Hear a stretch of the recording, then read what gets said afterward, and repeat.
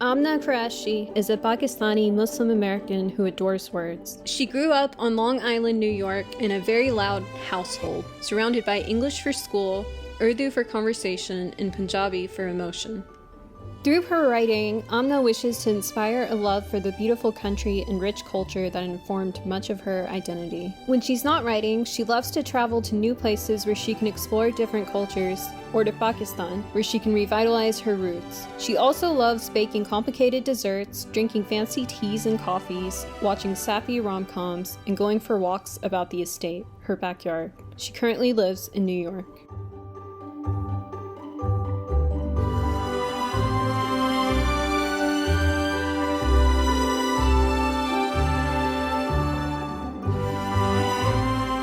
So you just got back from traveling. Tell me about that. Yeah, so I just got back. I was at Hajj for 2 weeks, and then I was in Pakistan for like 10 days. And I just got back a few days ago. So it was also super like hectic and crazy. And then I'm actually traveling again in 2 weeks to the UK. I'm going to Scotland and England for like 10 days on holiday with my family. So lots of traveling these 2 months. Awesome.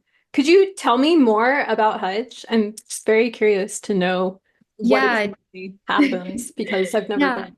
It was definitely, so it was my first time as well. It was me, my sister, my older sister, and our parents. And my parents have gone before. They went like before I was even born, so like over 25 years ago.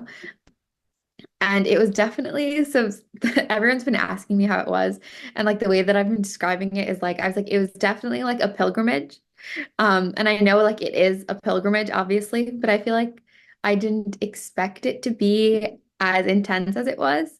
I feel like when you think of like a pilgrimage, you like think of like, the olden days when like people would be traveling like months and months to get to like Mecca.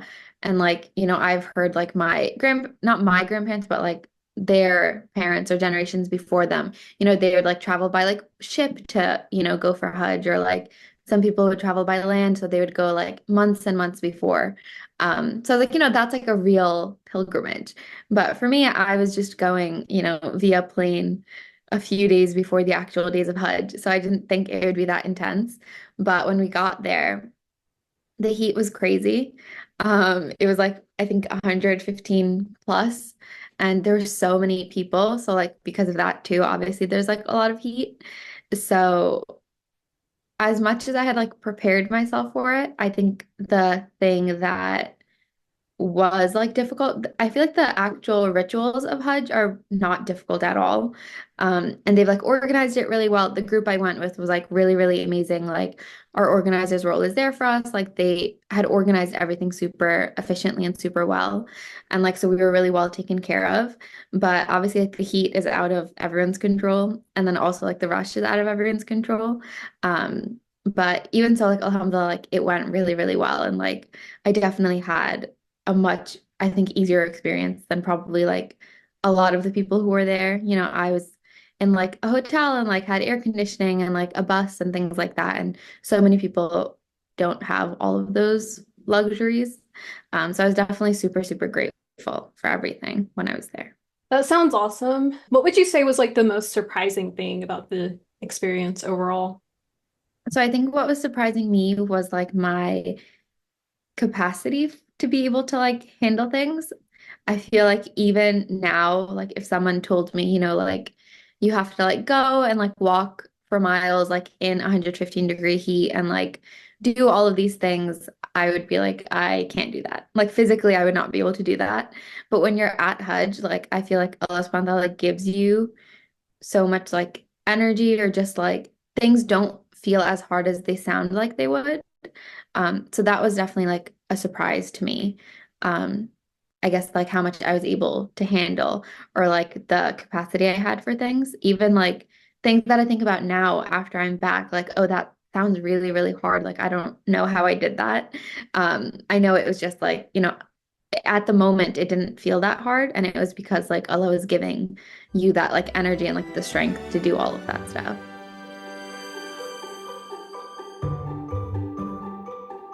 Tell me about your educational background. Yes, so I graduated, it feels so long ago now, in December 2019 with a bachelor's in applied math and statistics and a minor in English. So my background is not writing related at all. Even like my English minor, it was like all literature, so it wasn't writing or anything. Um, but yeah, so that is my background. I actually worked as like a data analyst for a little bit after I graduated, but then COVID happened. Like everyone at my company got laid off. And then I was like secretly glad because I didn't really like working there. So then I was just like at home, and I actually during COVID got a lot of time to spend on my writing. And then during that time is also when like I got like my first book deal and my agent and everything. So then since then I've just been focusing on the writing. That's so cool. How do you think that work informs your writing, if at all? I think that it does. I feel like I'm a very organized person and I actually love math. I know usually a lot of people are math haters, especially like people who are writers. But no, I like love math. I love a good spreadsheet. So I feel like when I'm organizing my story or like doing the layout for it and kind of mapping it out, those organizational skills or like those math skills really come in handy, especially like during the drafting process. Like the way that I usually do it is like if I have like a word count goal, like I need to write, let's say like 70,000 words for this first draft. I'm like, okay, so then the midway point is like 35,000 and then I break it into quarters. And then when I'm like organizing my outline, then I organize it by those kind of markers. Like, okay, if this is like the midway point, then like I have to have this many words by this point. Or like if like this is like, a quarter, then I need this many words in this quarter. So then I feel like it really helps me keep on track, and also like to stay organized. That's awesome. I love when people are like able to break it down mathematically. Because everything about the writing process is so like obscure and Yeah. enigmatic. Like formulas, just that like you can apply to it. It's always Yeah, fun. no, I love a good formula. I love when things work out. So You've written and published many books at this point, thank you. mashallah. How has your writing process changed in that time? Yeah, so just what we were talking about the formula, I feel like I have kind of gotten down a process that works for me. And so it hasn't really changed too much book to book. What really is like my process is I usually like get an idea, and then I kind of play with it a bit. I'll like think about like characters, I'll think about like what kind of relationships I want in the story, kind of like an aesthetic I'm going for, kind of like all the fun stuff. And usually at that point, I'm not even like writing at all yet. Usually it's just like randomly, I'll get inspired by things or random snippets of like conversation will come into my mind or like different scenes that I want to include. So then I will write all of those down, usually like on the notes app on my phone or like I have a little notepad next to my bedside ta on my bedside table. So like sometimes I'll be like about to fall asleep and then I'm like quickly like jotting something down before I forget. So those are kind of like it's like my initial like brainstorming phase. And then a lot of times what ends up happening is that's kind of where my inspiration stops. It's just like an idea that I have, but it's not enough for me to like write an actual full-length book about it. So then sometimes that idea will just like sit there for a few months or even longer sometimes. It really depends. And then when I, start thinking about it more and getting more inspiration, more ideas, then I'll kind of come back to it and start, really writing down. And then when I feel like I have enough inspiration, then I'll try to, tackle a plot. I Plotting is the least favorite part for me about the writing process, but it really does help me to have like an overview. So I'll really just quickly write down like, beginning, middle, end, like this is, where the story is going to go and the main kind of a really, really rough sketch of what the story is supposed to be. And then I'll go into that previous notes app where I had like the little scenes and like snippets and things like that. And then I'll start plugging those into where they could fit in that story outline. And then as the outline gets like a little bit longer, then I break it into chapters. Um, and then usually after I have the chapter like outline, that's when I start like actually properly drafting. And I edit a bit as I draft. So when I finish that first draft, it's usually in pretty good shape. And then like I send it to my agent, and then you do some edits with your agent.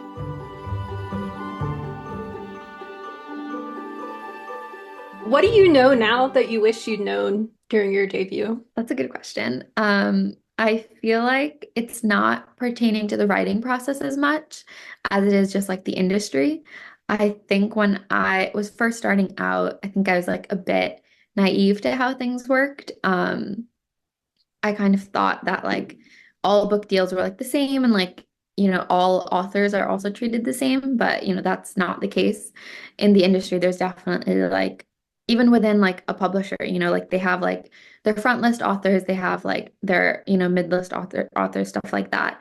So even like the way that publishers will divide up like their marketing money or their marketing power, it's not equal for all of their authors. And that, so I think that was something I definitely didn't know until I started working with publishers and kind of experienced that a little bit.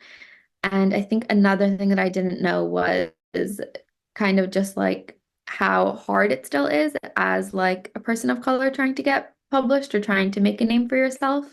I thought because it was kind of like, the 2020s, and like publishers, are kind of always going on about how they want diverse stories and diverse authors, that I wouldn't face some of the problems that I faced, but I think a lot of that is just lip service that they're doing. And like systemically, like there's still a lot of change that needs to happen.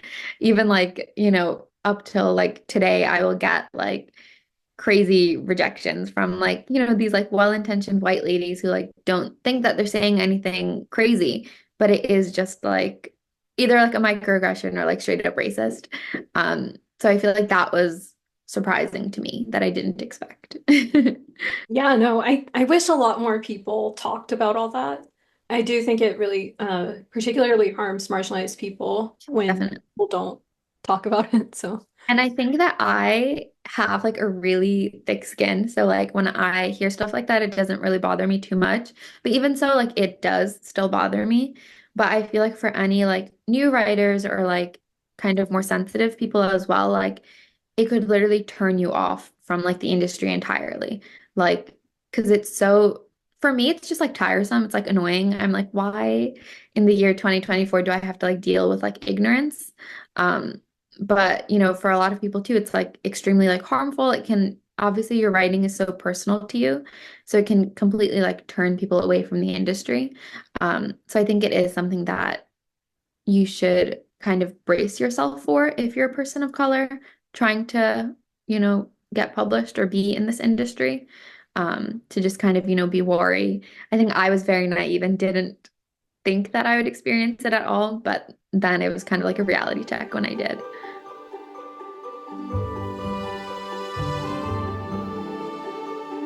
let's talk a bit about the adaptation process. How did your writing process differ when writing a retelling slash adaptation? So I actually like writing retellings better. I love retellings because I don't have to think about the plot. Like I mentioned earlier, plotting is kind of my least favorite part. I love like, thinking about characters and like thinking about like their relationships and conversations and like their inner thoughts and things like that. But like the actual plot, a lot of times I'm like, I don't know what to do with like the pacing or where things need to go, stuff like that. So with retellings, it's super easy because you kind of have this overall framework that you're kind of working with. Like with an Emma retelling, that story is already laid out there. And there's been so many adaptations that you kind of have a sense of like what the big moments are, the big plot points are. So then it's just really, really fun to, take those plot points and then see how to twist it into your own story and make it your own and kind of just like play with it and have a lot of fun. So I really enjoyed that. So I read Emma before reading your book, and Oh, then really? yeah, and in between I also watched Clueless, Okay. just because I liked that movie and it had been a while, So and good. I love that movie. yeah, it's a good movie, but I kind of regret doing that because then I was like noticing all these things about like the movie versus like the original Emma versus your book. Um, but it was an interesting experience, so I do recommend that for anyone who wants to get like all the Emma this summer. Yeah. Okay, so Emma features a massive cast of characters. How did you decide which ones you would include in your adaptation? Yeah, so that was also something that I really had to think about. So one like kind of biggish character I would say that's missing from my adaptation, who's in the original and in a lot of the adaptations, is the character of Jane Fairfax. Um, and it really just came down to like, I have a limited amount of kind of page space, and I even as much as like I wanted to, or even Mrs. Bates like is so funny in the movie and stuff. But like I didn't want to include all of these characters just to include them. I really wanted to have each character that I have in my story to be completely like fleshed out and like serve a purpose. And then also, my story has some characters that aren't as fleshed out in the original that maybe like in my retelling there's like more focus on them.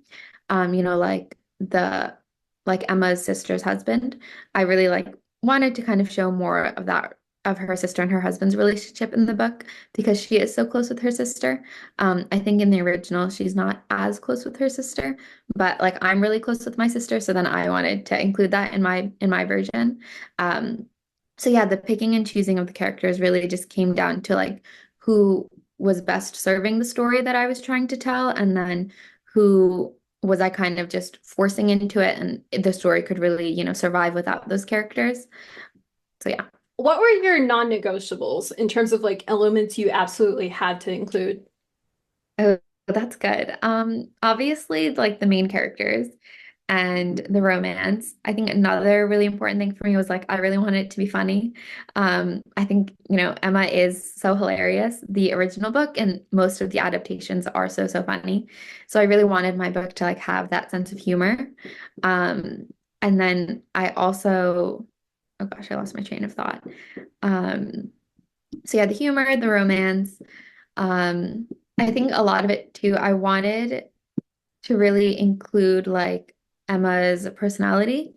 I know she's kind of, a lot of people think she's like unlikable or not, or she's just like kind of difficult. And I know kind of modern audiences these days really struggle with um non-perfect characters and non-perfect protagonists, but I still really wanted to include kind of the core of what I thought Emma's character was, because I think it's so important to the overall story and her overall romance with, Knightley slash Fawad.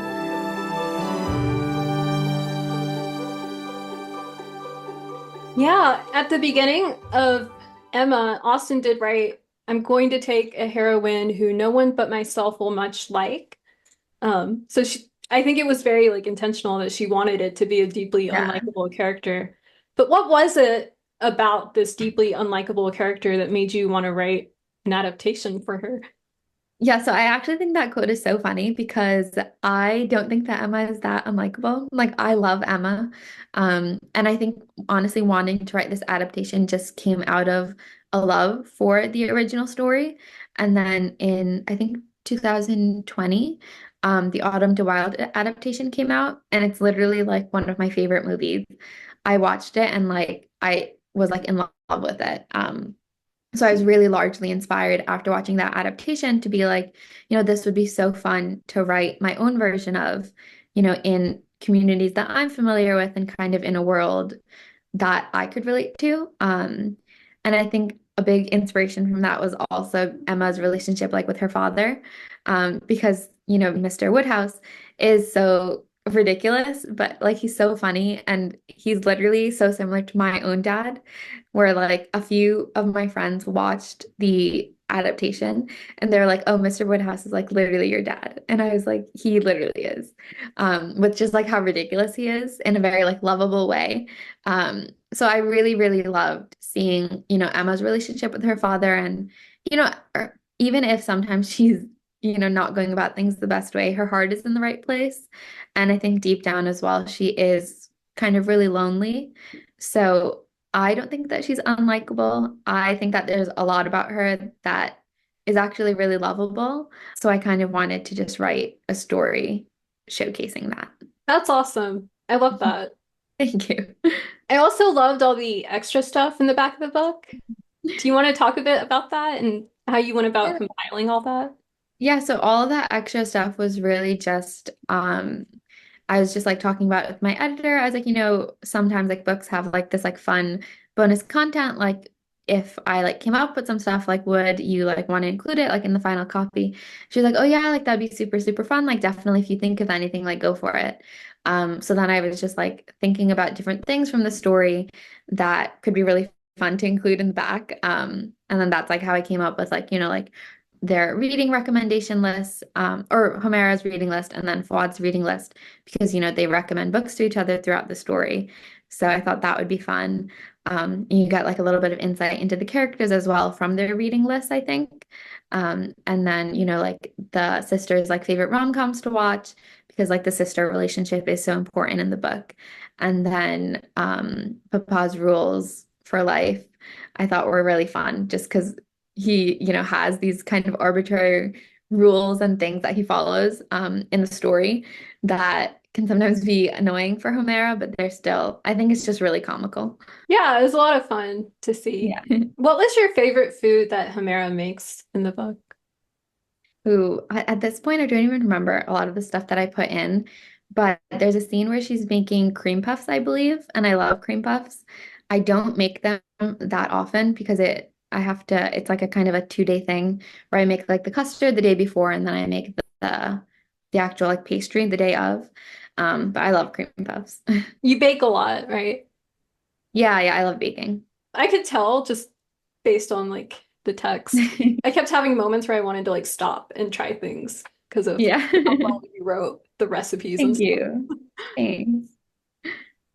I love the title, and I think it's the perfect encapsulation of a quote for an Emma adaptation. Can you talk a bit about how you arrived at it? Yeah, so I love the title as well. And actually, I didn't come up with it. So originally, the book, when I first wrote it, and even when it sold, I had titled it "Poor Little Rich Girl," because I thought that was just like a funny play on words. And then it was actually my editor, Charlotte, who was like, we were thinking about this as like a title change, to change it to "If I Loved You Less," obviously referencing the iconic quote. And she's like, "Oh, like, what do you think?" And I was like, "Oh my God, like, I love that." Like I loved it so much. Usually I'm very against changing the titles of my books, because like I grow so attached to the title. But when she said that, I was immediately like, oh my God, no, I love it. So yeah, so it was definitely 100% credit goes to my editor for coming up with that. What do you most hope people take away from this book? Ooh, okay. I hope that people take away just that there is so much love in life. Not even necessarily like romantic love. Obviously, romantic love is a huge part of the story, but even like the love between Homera and Shanze, like between these two friends, the love between like her and her sister, and like her and her father, and all these other people from her extended family. There's just so many different types of love and forms of love in her life and in the story that I hope people, take away just like how beautiful and important love really is. And I think a lot of times it's really easy to forget all of the love that we have in our lives and all of the amazing people we have in our lives and kind of overlook them and, not appreciate them as much as we should. So I would really love if people, appreciated and loved love more. I love that.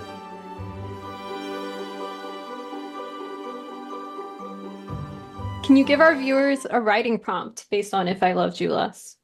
Oh, okay. So the story is a halal romance. So that means that there's like no kissing or physical expressions of love in the way that there is in like a regular romance novel. So because of that, I feel like I had to get really creative with how Humera and Fuad were expressing how much they cared about each other.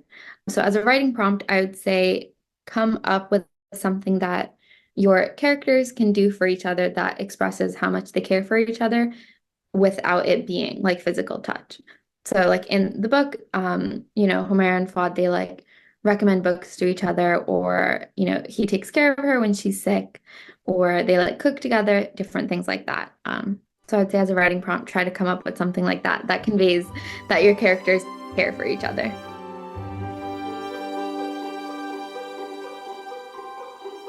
Do you want to talk a bit about your new venture? Yeah, sure. So I have two more books coming out that I haven't like officially announced, but I signed them so long ago, and I don't know when the official like press releases are coming out, but I think it's fine if I talk about it anyways. So I have another book coming out in January. It's a cozy, like it's an adult cozy romantasy, and it's titled The Baby Dragon Cafe. This is the first time I'm telling anyone the title. And it's basically about this small town cafe owner who trains a baby dragon and ends up falling in love with the dragon's trainer, the dragon's owner. That sounds so cute. Yeah, and then the second one that I also haven't announced, but so that one's out in January, and then this next one is out in March.